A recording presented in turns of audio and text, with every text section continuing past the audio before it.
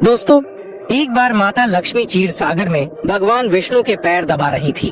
तो पैर दबाते दबाते माता लक्ष्मी ने भगवान विष्णु से कहा, हे प्रभु, आज मेरे मन में 3 प्रश्न उठ रहे हैं। यदि इन 3 प्रश्नों के उत्तर देकर आप मुझे संतुष्ट करेंगे तो मेरे मन को बहुत शांति मिलेगी।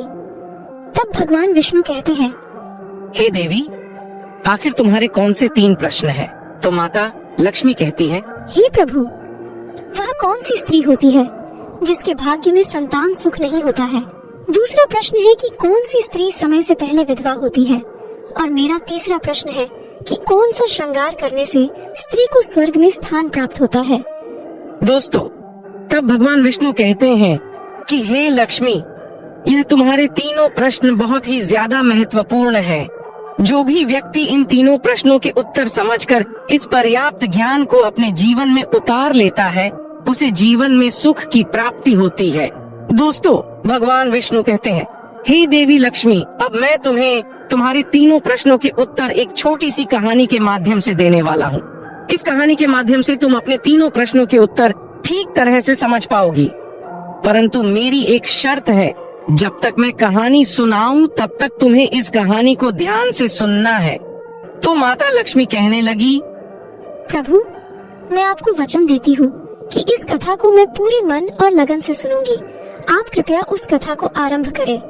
तो दोस्तों, आप सभी से एक विनती है कि आप भी इस कथा को पूरा जरूर सुने।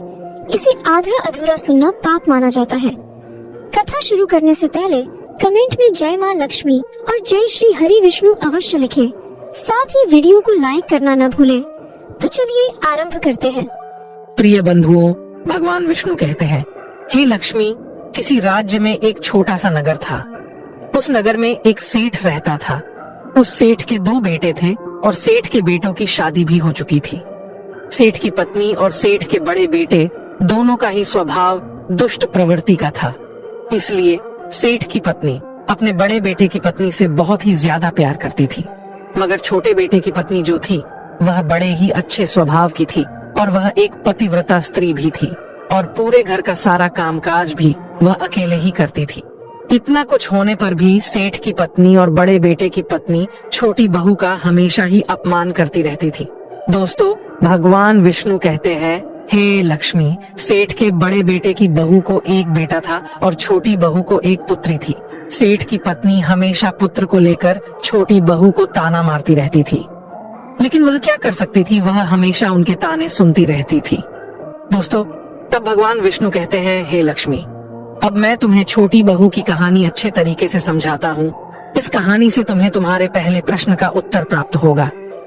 तुम्हारा पहला प्रश्न था कि कौन सी स्त्री के भाग्य में पुत्र की प्राप्ति नहीं होती है। तब भगवान विष्णु कहते हैं, देवी, उस सेठ की जो पत्नी थी, वह पहले से ही बड़े ही दुष्ट स्वभाव की थी। उसके कुटिल स्वभाव से सभी घर वाले बहुत ही ज्यादा परेशान थे, परंतु अपनी सीधी साधी छोटी बहू को वह कुछ ज्यादा ही परेशान करती रहती थी। उसको सताने में उसको बहुत ही ज्यादा आनंद आता था। सेठ के छोटे बेटे की पत्नी का नाम सुकन्या था। बेचारी सुकन्या सुबह जल्दी उठ करके अपने कामकाज में जुट जाती थी। इतना करने पर भी सेठ की पत्नी की निगाहों में सुकन्या हमेशा खटकती रहती थी।